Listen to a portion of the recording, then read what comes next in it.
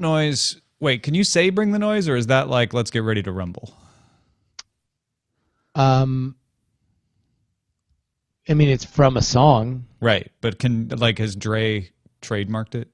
Bring the noise. I don't know. Probably. He's got enough money to do it now. Turn it up. Turn it up. Well, he should. We should all put intellectual property shackles on everything we can think of. Don't you think? Everything's got to be political with you. Democrats walk like this. Republicans walk like this. All right, I am not going to use the FSL template today to try to record DTNS and then frighten myself when I don't see the wave in the proper folder. All right, you ready to do this? Yep. Here we go. When having tea with the Queen, you must remember 3 important things. 1. Pinky up. 2. Never wear a hat more audacious than hers. And 3. Make sure you wear your DTNS t-shirt. To become Queen appropriate, go to dailytechnewsshow.com/support. This is the Daily Tech News for Thursday, July 9th, 2015. I am Tom Merritt. Thank you for having me in your ears or possibly even your eyes today. Joining me, Justin Robert Young, DTNS contributor and podcaster. I don't think extraordinaire is a big enough word to describe you, Justin. Oh, man. Well, I like to think of myself as just a simple podcaster doing the best with his 2 hands. Yeah, that's why they call you Justin Two Hands. Yeah, well, because a lot of times podcasters, they try to go one-handed. A mistake in my book. Hey, I read in Wired today that podcasting is back. Is it? I mean, there's more conventions now. I think I've seen more podcasting conventions. There was a false start in the early 2000s, apparently, and we were given a 20-yard penalty. And so we've now had to recover from that. But I think you want to know what? I'm actually already getting excited for the next time podcasting. For the next time podcasting. Me too. I'm curious. Like, okay, we've done Serial, we've done ESPN, we've done comedians. What's next? It's exciting. Yeah. Who knows? But maybe we should do tech news. We probably should stick to what we know. Let's do that. Here we go. Headlines. Recode reports Facebook announced a new option in its newsfeed preference that allows users to pick up to 30 people or pages that will automatically appear at the top of their newsfeed, colloquially being called See First, your See First list. Facebook won't use the list to target ads, they say. According to newsfeed product manager Greg Mara, that's not going to happen. The new option should become available on iOS as an update to the app later today, and if it's not there already for you, and Android and the web versions of Facebook will get it later. Not sure exactly when. This has sparked our discussion topic for later, though. We've got plenty to talk about, but the idea of algorithm plus human is now officially in vogue. So free your mind, and the rest will follow. Strike a pose. The Verge reports Microsoft Office 2016 for Mac has launched. Mac users get features like sandboxed apps, full screen view, and retina screen optimization.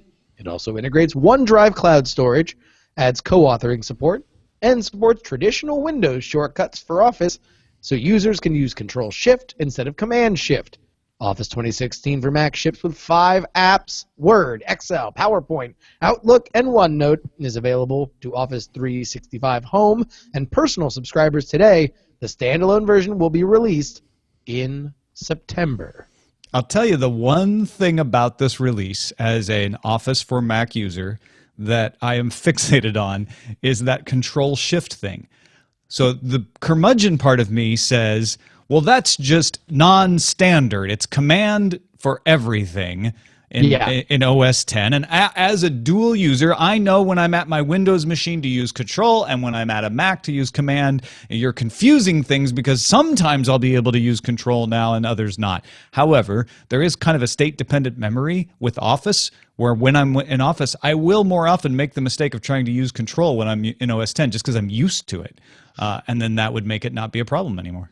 But you want to know what? It kind of feels like Microsoft sort of just bringing what people like about Microsoft and identify as part of the positive element of their brand, which is you can have customization. We give you more granular options so you can make your experience your own, and bringing that to Mac is really rad. Tom, if only there was a catchphrase that invoked a professional wrestler to describe positive Microsoft. Yeah, if Satya Mania was running wild everywhere, it's not real wild in Finland right now. I'm just saying. No, but everywhere else. Well, no, it ran wild with their jobs. Yeah. Oh, too soon. Not even that didn't even happen yet. IBM and partners like Global Foundries and Samsung have produced the first 7-nanometer chips with functional transistors. Ars Technica has a good report, a good write-up on this. This is a huge deal. It may be a little hard to wrap your head around, but the test chip was built at the IBM SUNY Polytechnic 300mm research facility in Albany, New York, uses FinFET transistors that have silicon germanium channels instead of the traditional silicon only, created using self-aligned quadruple patterning and extreme ultraviolet lithography, or EUV. Now, if you don't understand any of those words, hang in here. The reason silicon germanium is good is it has a higher electron mobility, and that means it can overcome the silicon's resistance to smaller channels. It just means you can make it smaller if you can make germanium work. EUV lithography makes etching the smaller transistors possible because an EUV light beam is 13.5 nanometers wavelength compared to the argon fluoride laser they use now, which is 193. And even if you don't know what those numbers mean, you know that 193 is much bigger than 13.5. EUV is expensive to deploy commercially, so it does remain to be seen how IBM has made this viable, but they think they have, and IBM says a commercial chip using the process could be as few as 2 years away, although it might be a little longer. I bet it's going to be longer. This is a big, big, big deal because it says, hey, you know what? Moore's Law might get another refresh. It may be kicked down the road a little bit more. People were thinking 10 nanometers might be as far as we could get. Life finds a way, Tom. It always does when it comes to Moore's Law over the last, couple decades. And I'm excited to see it happening. Yeah. I'm excited to see this happening in Albany. Albany, upstate New York, has specifically Albany with Kodak has had a rich history of technological advancement over the last 100 years. Great point. 9 to 5, Google's Stephen Hall has been talking to several sources familiar with advanced prototypes of the next version of Google Glass. The so-called Enterprise Edition will have a larger prism display, an Atom processor, and improved battery life. Hall says his source back up the FCC filing that showed a potential Google Glass successor working on the 5 gig Wi-Fi band as well. Announcements of the death of Google Glass have been greatly exaggerated. I've been saying this. Or have they? For months. I mean, do you think it is telling that they're calling this the Enterprise Edition, that this might be more fleet? The Enterprise Edition has never gone out of service. They actually continue to support that one, the current and the one that the original version that went out in the Enterprise. So no, I think this means they realize one of the places where this is working out better. And that's, I guess that's my point, is that the consumer Google Glass is dead. Maybe. Probably. The next web reports Slack has added emoji voting to its communication platform. Users can choose to add a reaction to their post or the posts of others by selecting an emoji or more than one emoji. Afterwards, then, other users can add their own emoji or just click on one that has been added.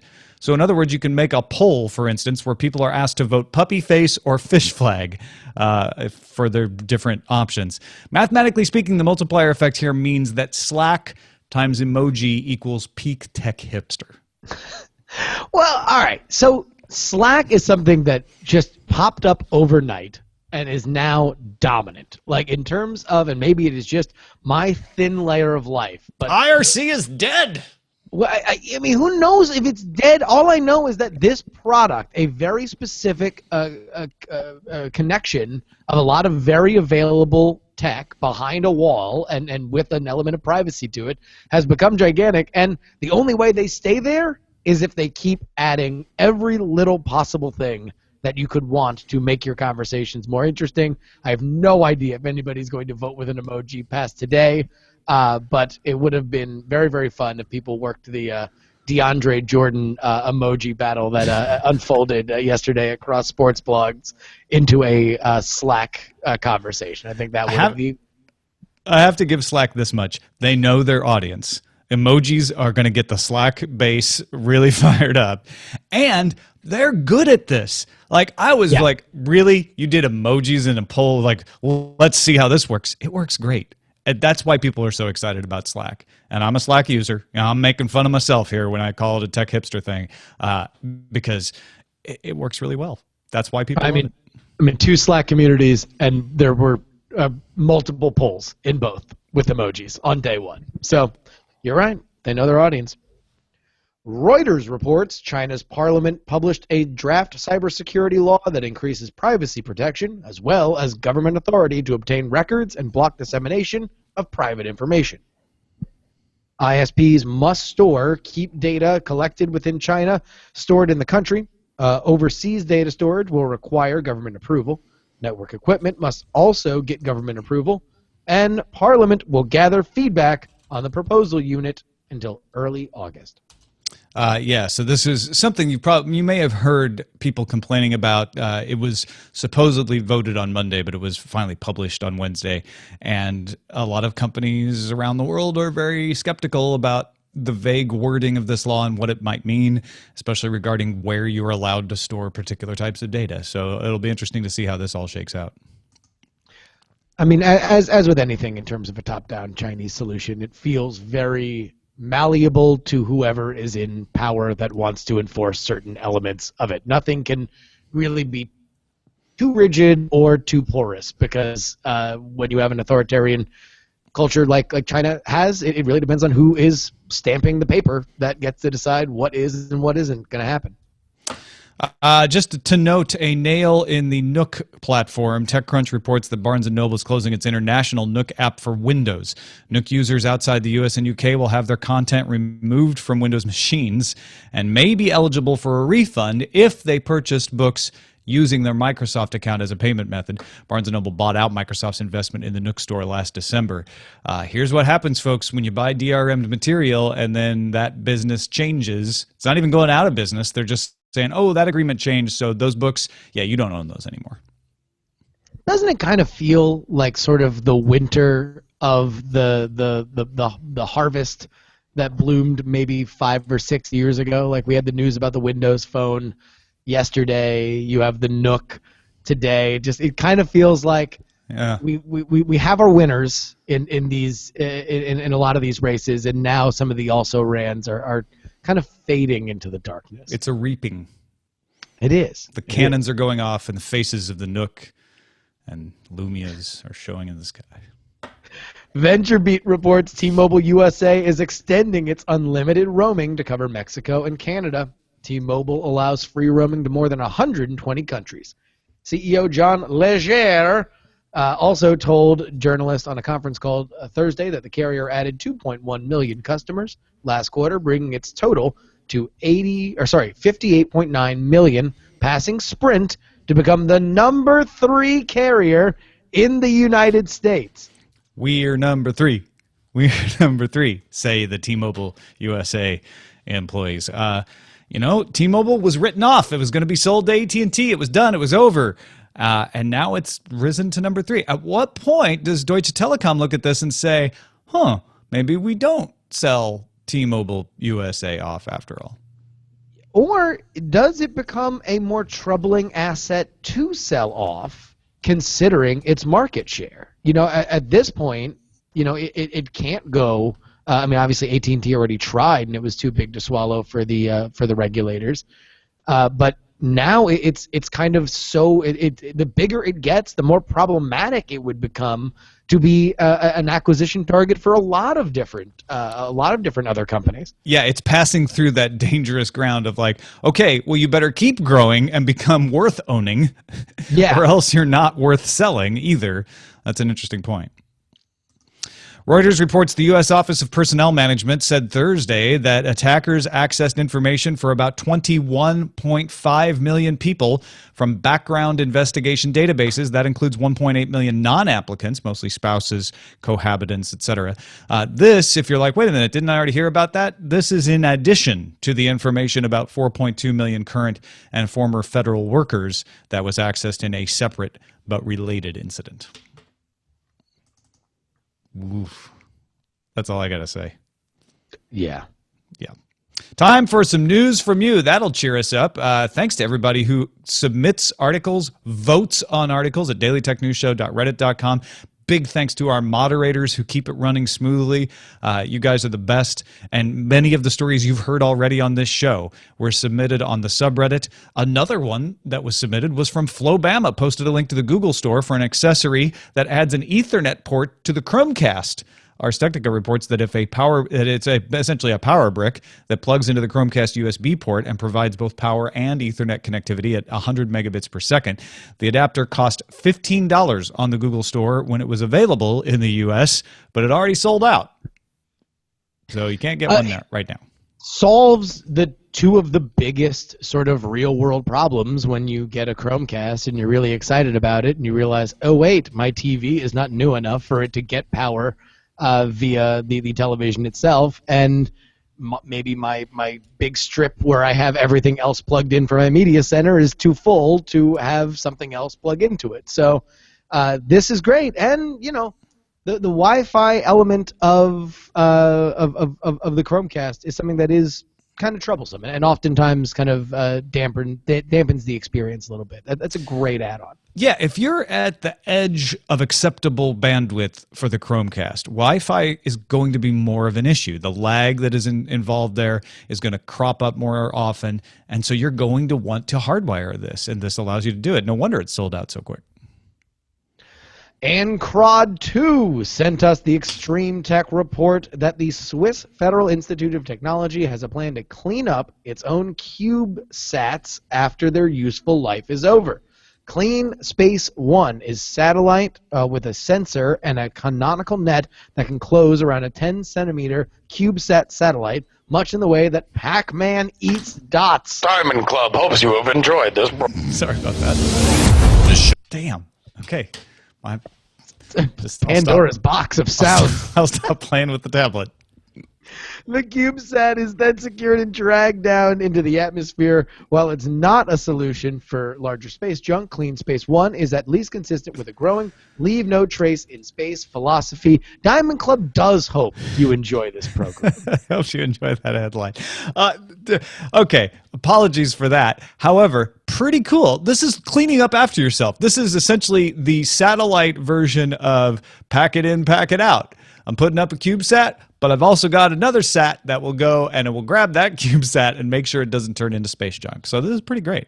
Doesn't it kind of feel like there is, you know, it's funny, there's kind of a theme here with today's show, and we've seen it with maybe, you know, the we were talking before, maybe the winter of some of the boom of a few years ago. Now, you know, this story, which to me is exciting, and we're at the very least we're talking about it because now with SpaceX and some of, you know, the space exploration, the idea of useful space, you know, useful orbiting space seems something like that we want to pay more attention to. We want to clean up that space a little bit more. Clean up your space. Clean up your orbit. Wow. Yeah. And then, of course, we have a big changing of the guard in the headlines. Yes. What? We have a changing of the guard in the headlines? No, we're going to discuss a big philosophical changing of the guard in the headlines. After the headlines. Sorry. After now I get it. That's the right sound clip even. Okay, so we were talking about this news feed, and Justin alluded to this earlier. We are seeing more and more examples of algorithmically generated things, which for a decade have promised to free us from having to think, right? Pandora, just put in a song you like and it will play songs you like from here until the end of time. Search. Search will just automatically crawl the web, and when you tell it what you want to find, it will deliver those results. And we're finding out that, well, you know what? Sometimes I would like my music curated by a human being. And so we see Beats One Radio. We see human-curated stations like Soma FM finally getting the due that they deserve as people return to them. We see curated playlists on Apple Music and other services. RDO coming back with curated radio stations. And people are like excited about this, right? Because it provides an element that was missing from the algorithm. We see it a lot with bad actors, right? If you're like, I want to make sure that I get rid of, the unacceptable things that are posted on the internet showing up in search results, we need human intervention to do that. So, Justin, you asked the question when we were preparing for this, are we at the point where we can wield the algorithm as weapons instead of just laying back and expecting that they will just do everything for us? I think the answer is yes, and for two reasons. A, we have become smart enough to understand where they are good and where they aren't, and B, we have stopped thinking of them as our end-all, be-all solution. Like we have understood that they are not going to just get better exponentially and eventually meet our expectations. We've all had exactly that Pandora. Pandora is really a great example of this because the Musical Genome Project promised us, and Pandora's application of it promised us the beautiful future of, hey, did you stop listening? 'Cause for me, it was perfect. I kind of stopped listening to new music in college. So it was like, great. All you got to do is enter in all those songs that you like, those bands you liked in college, and we will give you new acts or old acts from around the spectrum that will not have the biases that you have of, oh, that's not a band I've heard of before. We'll just feed it to you in a continuous playlist, and you will be able to enjoy that and discover new artists. And then my December's radio station effectively had the same 7 songs on it from when I started listening to it to when I stopped listening to Pandora regularly, because they ultimately just tracked beats per minute and certain pitches. And that was limited. It was just Billy Liar over and over again. It was, well, I could just listen to Billy Liar. It was like Ben Queller and a few other, the Shins. Oh my God, Pandora loves feeding me the Shins. And what we have now is this idea that, like, all right, let's use the algorithm as a net to capture stuff, and then let's pick and choose. Let's hire, like, this is almost, in a weird way, it feels like job creation, doesn't it? Interesting. That's an interesting take, because I don't think that's the motivation behind it necessarily, but it could be an effect of it, right? Facebook has been trying for almost a decade to say, we've got the news feed that will show you what you want that you didn't even know. And universally, everyone I talk to who uses Facebook says, I just don't understand how the news feed decides to put this up here, right? They're always looking at some weird thing that they don't get. And it's because it's incomplete. The clues are too subtle. People like pages for the wrong reasons. It's hard to tell when you liked a page because you wanted to win a prize versus you liked a page because you liked it versus you liked it because you accidentally clicked. And so we've in all of these situations, at search and music and Facebook newsfeed, are seeing that algorithms aren't sufficient. Now, here's my question for you, though, Justin. Is it that the algorithm just isn't there yet, and we need to keep developing? It's slower progress than we expected, but eventually, one day, we will get an algorithm that won't give you the same 7 songs over and over again on Pandora.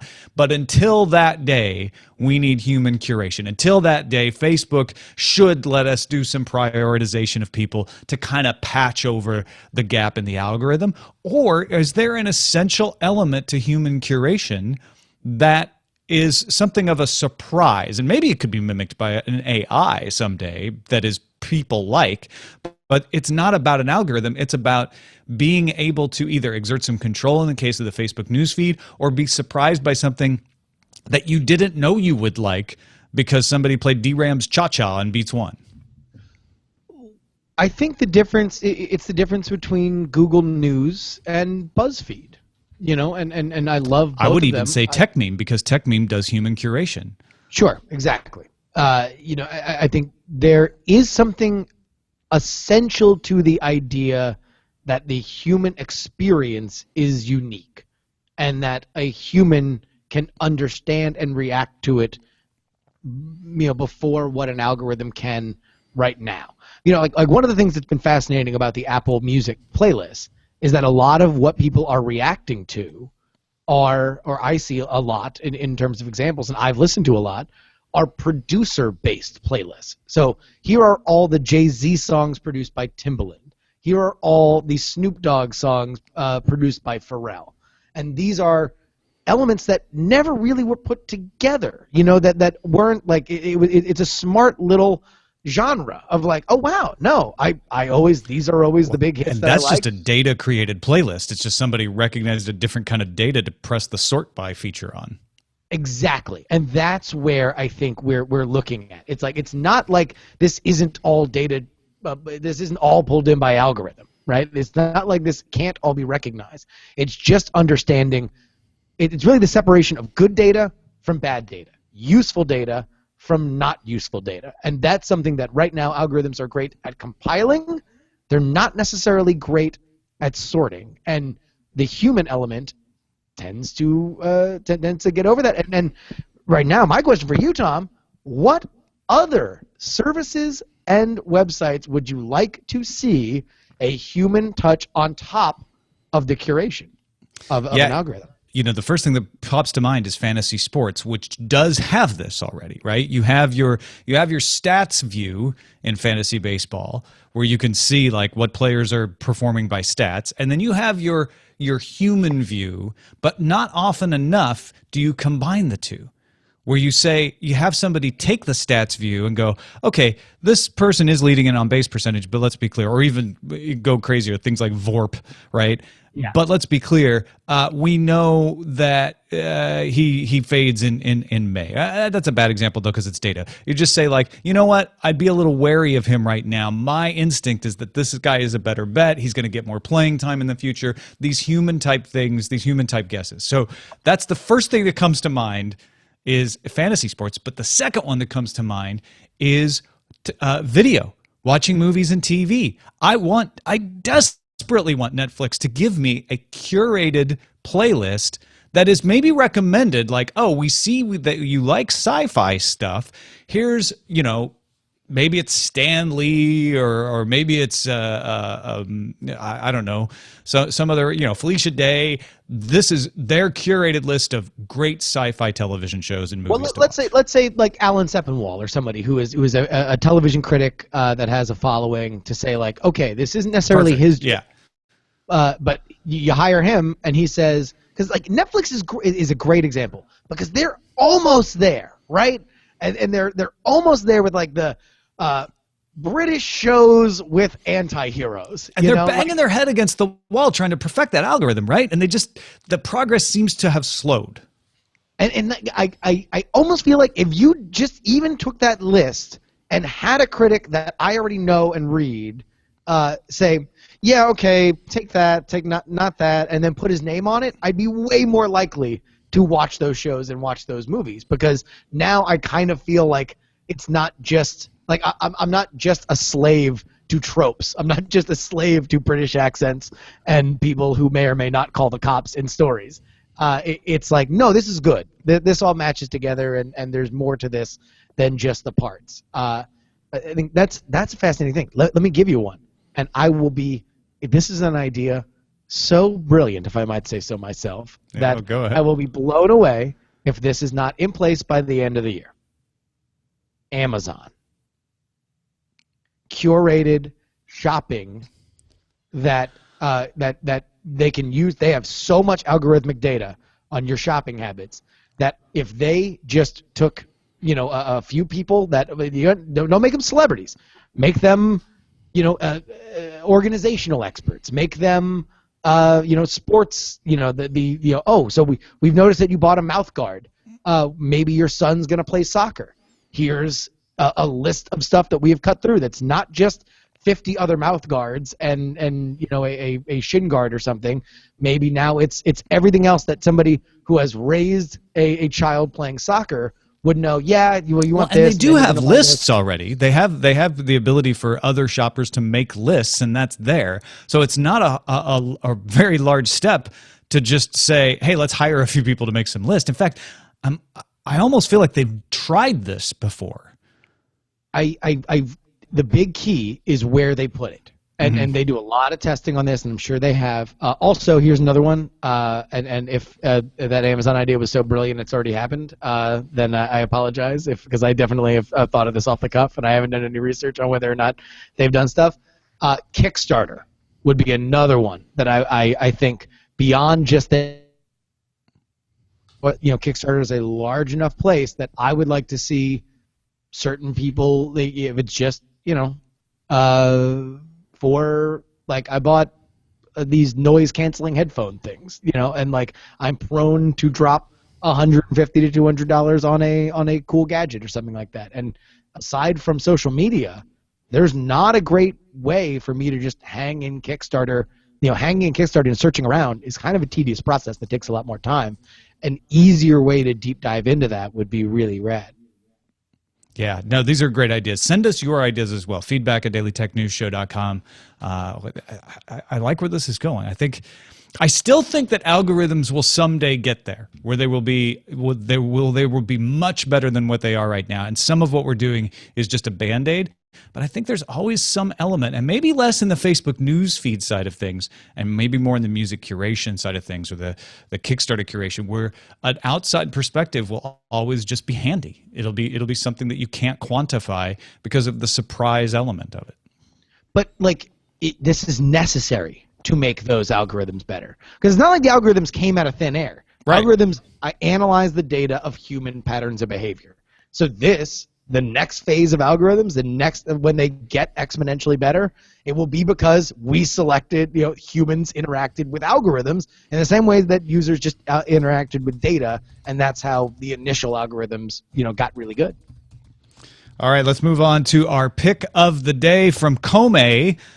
This was for Molly and her bathroom and the resident spider that you saved. I assume you saved her from that. No, you want to know what? This is a story of heartbreak.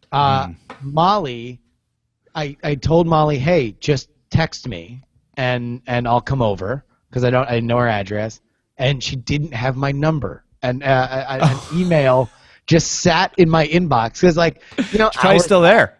Hours just passed, and I was like, oh, I guess she didn't need help with the spider. So then I look at my email, and she's like, oh my God, I don't have your number, but here's my number and here's my address. And I was like, no. So I let her down. That's so sad. Well, she could do what Kome suggests and get the battery-operated small vacuum that sucks bugs into the tube and lets you release it outside your house. Products are named things like Bug Buster, Bug Wand, Bug Vat. They're usually under $20. Makes it very easy to catch a bug or a spider without getting too close. Kome says, I've got a feeling this used to be on infomercials, but many of my friends didn't know about it, hence my pick of the day. So, some people don't care about squashing the spider, but if you're one of those people who I know Anthony Carboni has said this when we have concerns, I like to just take the spiders and take them outside and set them free. You can get a Bug Buster vacuum. I mean, check it out. You're traumatizing the spider. The spider's not going to be happy being vacuumed up into a tube and set outside. I'm not going to deny that, Justin. You're gonna have to pay for spider therapy because it's going to be so terrified. Make sure that you give the spider your email address and your text message phone number. Especially, also you got to watch out because it's a 1/2 that splits into 2 1 damage minions. That's a good point. And your picks to feedback at dailytechnewsshow.com. You can find my picks at dailytechnewsshow.com/picks, unless you silence it before you suck it up. It's a tricky. We've got a message of the day. We got several messages of the day, bunch of good messages of the day. We're going to start with someone who gave us a call on our phone line saying he had some feelings about Windows 10 as a Windows insider. Hi, Mr. Merritt.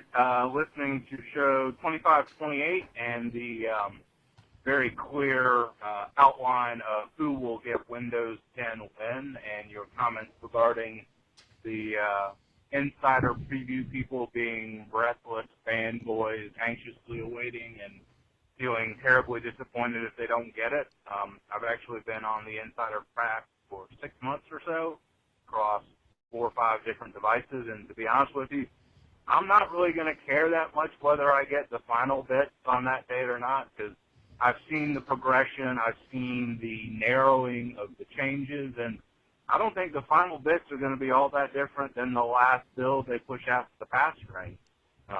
So, love the show. Thanks for all the information. Love to hear myself every now and again on it in the back end, but take care and good luck. Thanks. Bye. So there you go. I think what I was trying to say is that they're making sure that the Windows insiders get it because they're more likely to have the fans of Windows who are very excited in that group. They're less likely to disappoint people. But is it very good for him to point out, like, hey, just because you're inside the insider program doesn't mean you're guaranteed to love Windows 10. Yeah, I think and this is another kind of uniquely Microsoft issue, right? That like people rely on Microsoft, they like Microsoft, and yet it's the user install base is so large that passion isn't necessarily, it is a long-standing old marriage, right? It's there, they like it, but maybe they're not going to run up and down screaming about it. Dr. Curmudgeon, who's one of our bosses, said, I quite enjoyed your after-show discussion about the Amazon Echo Wednesday. In fact, Jenny Josephson was talking about her dealings with Alexa. And if you go check out the latest episode of Tell It Anyway at tellitanyway.com, she and her husband interview the Amazon Echo. Dr. Curmudgeon says, apparently my Echo liked it too. You triggered her about a dozen times, although she never responded. Probably because she didn't think you were saying anything important. And that's probably true. When Amazon first announced the Echo, it was universally derided in the tech press as being pointless and creepy, but I got an early unit and loved it, and have felt some satisfaction to see that same tech press come around and discovering that not only is it a useful device, but it's actually pretty useful itself. So thanks for joining the Horde who can't imagine for the Horde that it could be useful until you have one. Consider this future non-Apple product announcements. Whoa, non-Apple product announcements, Dr. Curmudgeon. What are you trying to say? Are you tempted now, Justin, to buy an Amazon Echo? I use Alexa for shopping. She's great. Was it universally derided? I don't think so. I think because Dr. Curmudgeon is a curmudgeon, is exaggerating that. There were some people who were derided, though. Side eye, certainly. Yeah. I think there was skepticism, but you can't deny the fact that it sold out as fast as it did. Yeah. People that I know that have it actually almost universally really like it. In fact, the only reason why I would not necessarily go with one is more because of the layout, the confined space of our apartment, where there's a lot of public speaking happening a lot of the day that would trigger something in the if between all the content that Ashley and I create and stuff like that, to have something reacting in an always on kind of way just in our small little footprint might become a little annoying. But I think it's a great idea, and I think the idea of an always on AI is really fun and smart, and every interaction I've had with one has been great. So Rusty wrote in and said, being a DTNS co-executive producer is the best job I've ever had. Thank you, Rusty. Also says, I really hope we don't spend a bunch of money to change our roadways just to accommodate self-driving cars. I predict we'll put beacons on human-driven cars. Non-automated cars or self-driving cars can operate in human-driven mode to tag them so that self-driving cars can appropriately factor the behavior into their calculations. Here's my question. If different self-driving car manufacturers have unique driving algorithms, will they need to share their code with each other so that they can program expected behavior? Oh, wait, the car makers could avoid that issue and just open source all the code and work together to accelerate our robot car future, but they probably won't. Well, that seems to me more likely than I think we might think of it in terms of like a very mature auto market. I think there's, the smaller the pie, the sharper the knives, as I think the Henry Kissinger quote has it. If there is a big wide open future and everybody, if every car company can immediately get into a new vertical and force people to buy new cars, which by the way is kind of their business, and something that would make that easier, or expedite law changes, which is really what their problem are right now, is by sharing some element of open source predictive code. I could see that happening a lot more because the profit motive is on the right side for the car companies as opposed to guarding every little inch of it. And there's a couple of projects already. I did a search around the Elcano project at elcanoproject.org. Is an open source autonomy project for self-driving cars. So Rusty, get on in there and help, baby, if you've got the inclination or the skills to do so. There's also a Robot Car UK from Oxford University that has some open source code around it. So the beginnings are there for what Rusty's talking about. It's not impossible. It's just a matter of getting everybody on board, like Justin says. Also, I hope we don't spend a bunch of money changing roadways. I was thinking, and as I explained yesterday, just putting like those temporary concrete dividers the way you do for high occupancy lanes is all that would really be necessary if you wanted to temporarily make lanes for self-driving cars. And I'm sure it would be done very fast and definitely not happen during rush hour traffic or in. Well, in Florida it would be. In California, I don't know. It's they don't have as much experience out here. And then the beacons on human driving cars is interesting, although ideally they aren't necessary. The idea of self-driving cars is not that they have to know what's in the other car to be able to react to it. The idea is that they'll react to whatever the other car is doing. So it shouldn't matter, ideally, whether the other car is driven by a human or another self-driving car. They can react to situations that are fluid, including things like pedestrians and bicyclists, which are even less predictable than other cars. So I don't know that you'd have to do the beacon thing, but it is an interesting thought. Yeah, and in general, with the self-driving cars, they're only going to, like, whenever we get into these conversations, I kind of feel like we're putting the cart before the horse, because the self-driving cars are going to need there's no horse or driver.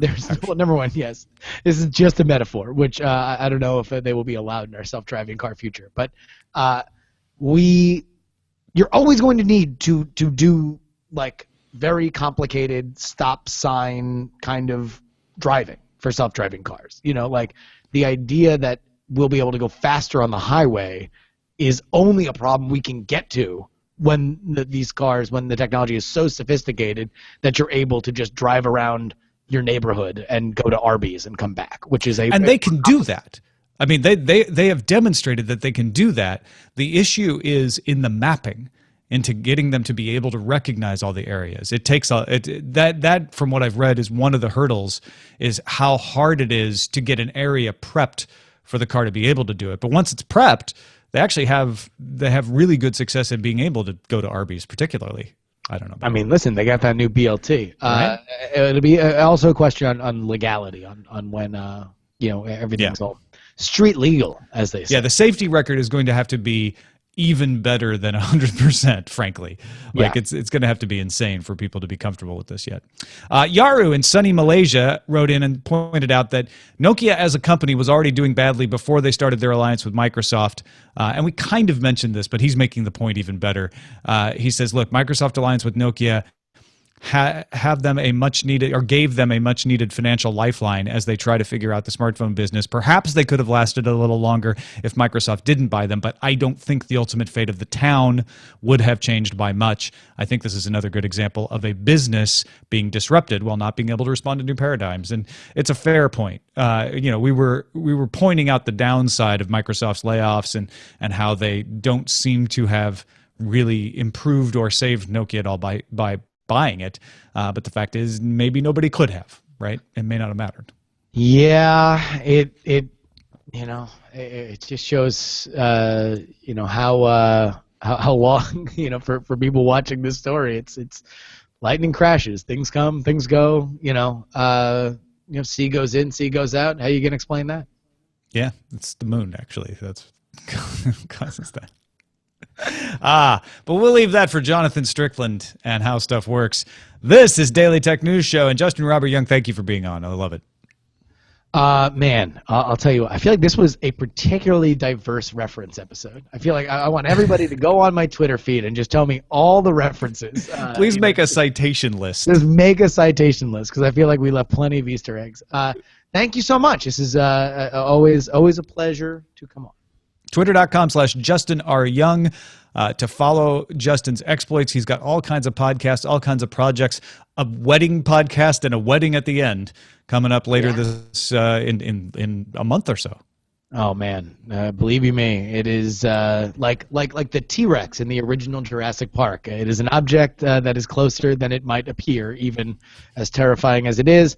Also, Twitter.com/ContenderGame is the social media headquarters for the brand new card game that I'm coming out with at the beginning of August, working alongside the extraordinarily talented John Teasdale and Guts and Glory design firm. So if you are interested in that, we are probably going to do another run of beta test print and plays. We sent out a bunch of them over the July 4th weekend. So if you are interested in playtesting, or you just want to follow to see more information on it, go ahead on over Twitter.com/ContenderGame. It's also Contender Game on Facebook and Instagram. Thank you to all of our bosses, all the patrons who support the show, whether it's on Patreon, PayPal, dailytechnewsshow.com/store.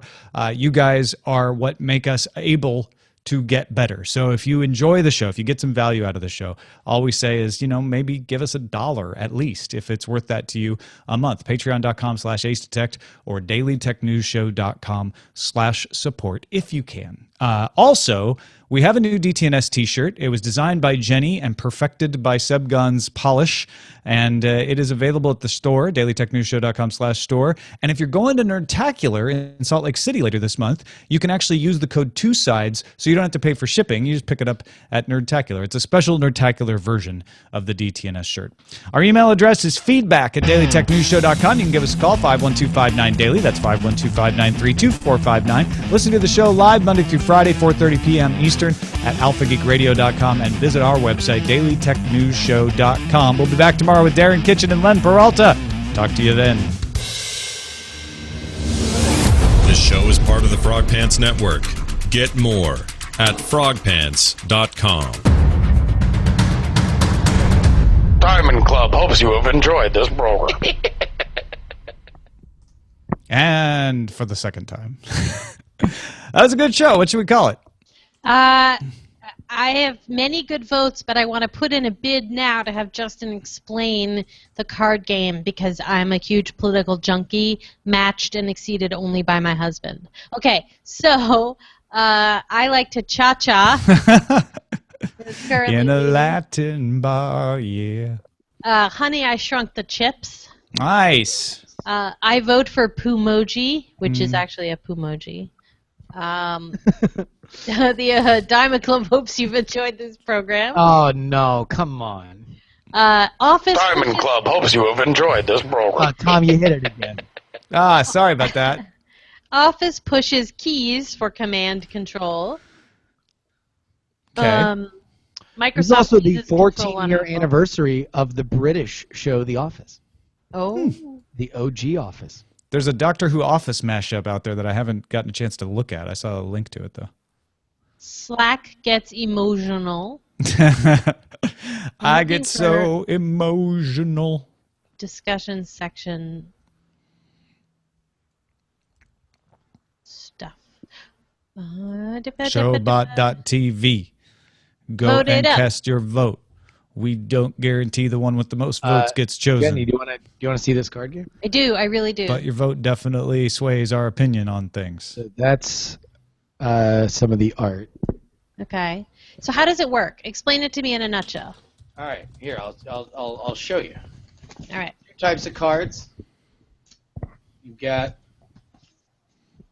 your moderator card Mm-hmm. and your action card. Mm-hmm. Moderator, let's say with the four of us were playing, and I was the moderator. You read a debate style, a Gwen Eiffel style question about democracy. So the topic would be democracy. And at that point, everybody has a hand of 5 action cards that have things like, look at Smarty Pants over here. You had your chance. At what cost? Can we please stick to the issues? and then some of them that have blanks, which you would fill in with democracy. So some may call democracy a problem. I call it a solution. Right. You basically just have to play 3 cards in a round. It goes one by one, and you can play all 3 of them at once. If you can string a big sentence together, you can go one by one. You can do a 2-in-1 combo on either side of it. But as soon as you play 3, you're out for the round. So if you play 3 up top, then you're not going to get the last word. The moderator selects who made the best argument, and you move on. Oh my gosh, Matt Flanagan's gonna go insane. He treats the election like a spectator sport. I would get along with him very well. 'Cause it is my favorite thing in the world. Well, you will have a chance to meet him in several weeks. I can't wait to share. Awesome. I can't wait to share my waiting for the election results of Gore Bush 2000 with him after hearing him talk about it. I know. He has the defining Gore v. Bush story, and I can't believe I'm so excited to collect more. My science teacher counted hanging chads. Oh, really? Well, because it all happened in South Florida where I was in high school. I was growing up. That's amazing. Yeah, Matt told this epic story of what happened to him that night as it pertains to a girl. And it's one of our classic Such Matt a good and story. Jenny stories. It's classic. So that's exciting. Oh my gosh, you two will get along famously. But yeah, count us in for any game playing with cards that involve politics. Actually, just send me your address, because what I've been what's been really easy to do is just print out on demand at a FedEx the 100 card print, or the 100 card beta deck. Okay. And so that way you can kind of get a test of it. It's actually, the feedback has been fantastic on it so far. Yeah. Oh yeah, do I need to do something to get that deck? So I can either send you the PDF, or if you want to send me your address, I can get it printed at FedEx. Okay, I was supposed to send you my address, I guess. But you can send me the PDF. I can get it printed. Cool. All right, then I'll just send you the PDF. But yeah, so by and large, the biggest feedback is not enough cards, which is great, because That's a good problem. Yeah, that means like people are enjoying it.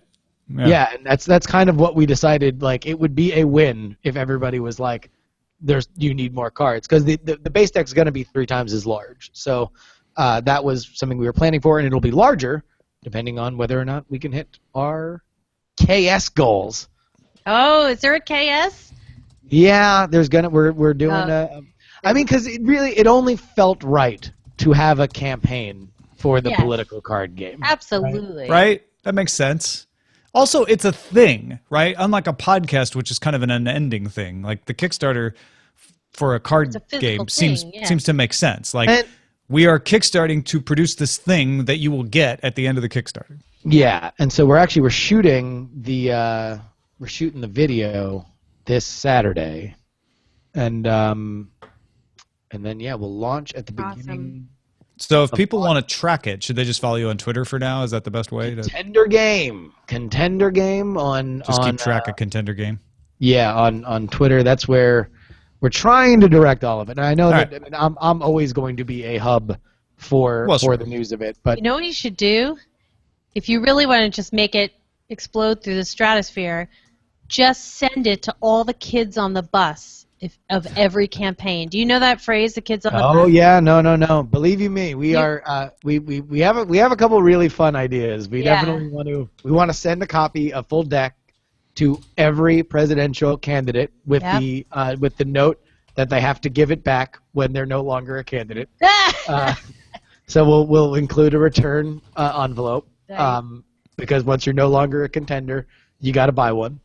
But the kids on the bus in particular are your key, which is those reporters, the digital journalists whose job it is to follow these candidates through the slog of the early campaign. That's your audience, in addition to your obvious audience. They need you. They need you. They drink a lot. What we would also like to do is we would like to barnstorm with the debates. Oh my God. so we could maybe play with the kids on the bus. I feel like that would be amazing. Right. Oh, yeah. I bet we should That talk gave me chills. offline. We're about to have a meeting, so I'm actually going to hold my thought so I Okay. don't say it live. But I have a. I can't believe I haven't talked about this on DTNS yet. No. You've mentioned the card game a couple of times, but you really haven't gone into. We just don't have time to go into as much depth. Yeah, I think also it's like when you do 50,000 podcasts, like you talk about it 49,000 times, and you're like, well, I've talked about it as much as anybody wants to hear me talk about it, and you forget that there's some place you hadn't talked about it. So yeah, there we go. I can taste caramel in my mouth right now, by the way, because I'm going to go to B Suite. Oh my God, I'm so jealous. It makes me want to come over there and have a sorry to meeting bring it up again. if I wasn't I'm just so already going excited. to the dentist. B Suite is a bakery in the You're going to Sawtell. B Suite. I'm going to remove sweets. Kind of go remove the effects of sweets. Actually, I'm going to get a super sexy mouth guard. Nice. Yeah, no more Now, do they sliding. have different No more models grinding. that you can choose from? I mean, there is one that someone sent me in chat yesterday, one that has like gold teeth. Yeah, like which- DRAM. That sounds just like a brilliant idea. So excited for that. Please do that. Please do that. Oh, man. J. Joe in the house. And then, you know what else is exciting? We're doing our first, I can even show you a little bit. We're doing our first incubated podcast here tonight. Yeah, Jenny's starting a podcast incubator, Justin. I'm going to wear a kimono. Well, I have an office. So it's funny, I have this office here in sort of central Los Angeles, and as it turns out, it's a reasonably decent place to do a 3 to 4 to 5 person podcast. And now that I've got all the gear, friends of mine who hear these various podcasts are coming out of the woodwork and really having their own excellent ideas. And so we're doing a pilot tonight. It's really exciting. I didn't realize I didn't realize what having an office would do in terms of being able to bring people to a place to do a show. It brings people together. Now you want, I don't know. A while ago, Veronica and I talked about getting office space. I think maybe that would. Let me just say, in favor of office space. I mean, it's more difficult for you guys where you are, obviously, but in terms of office space, it creates all these weird opportunities that you wouldn't ever think of if you didn't have an office. Yeah. Like buying rubber bands. Yeah, and shooting at the person at the other desk. Yeah, I don't know. I mean, this one right here, this one is, look, it's, I'll do a little tour. It's 175 square feet. It's nothing. Yeah. It's just a rectangle. Yeah. But you could really make something of it if you were committed. I mean, right now that's my friend's desk who's an editor. But if you were committed to like making it a podcast space, it really would not be that hard to get good sound out of a rectangle, you know? Oh, sure, yeah. I mean, you just throw up a little baffling, you know? Baffle it up. Good mics, go. Good sound out of a rectangle is my AHA cover band. Nice. Yeah. Sorry. I only didn't say anything because I had something terrible to say, and it would be bad. That's a triangle. That's what. No. Well, I'm just gonna text the two of you, and I did this on the morning stream too, where I had an awful joke, and I just sent it to Scott and Brian, and it was just terrible radio. At least this is better because it's in the after show. But I used to have to do that in person. At CNET, I'd be like, I just thought of the worst possible thing to say. Here, I'm just going to write it down so that you don't get the full impact of me saying it out loud. Can't wait. Jenny, which one of us is going to read it out loud? Wait, read what? Sorry, I was responding to 8,000 things in the chat room that I didn't see. What are we reading out loud? The horrible thing that Justin is texting us. Oh, ooh, exciting. Let me find my phone. I have to empty my trash before I can get your text, Justin.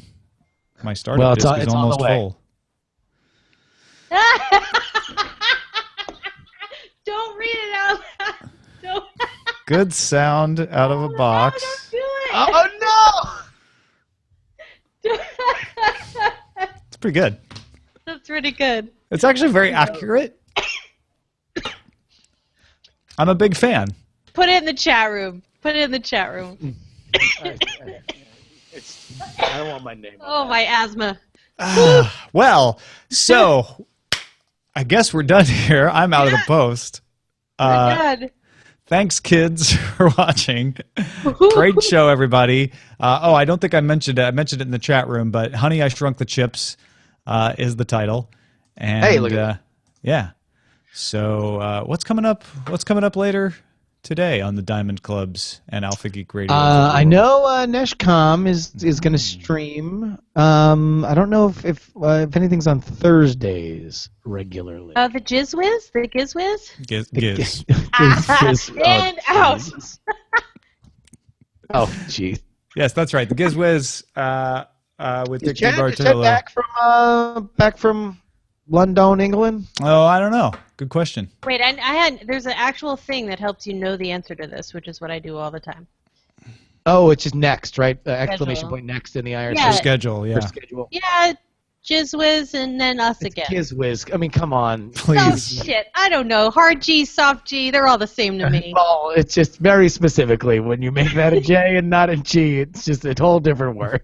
It's all coming up after this Annie Lennox tribute concert. We'll talk to you tomorrow.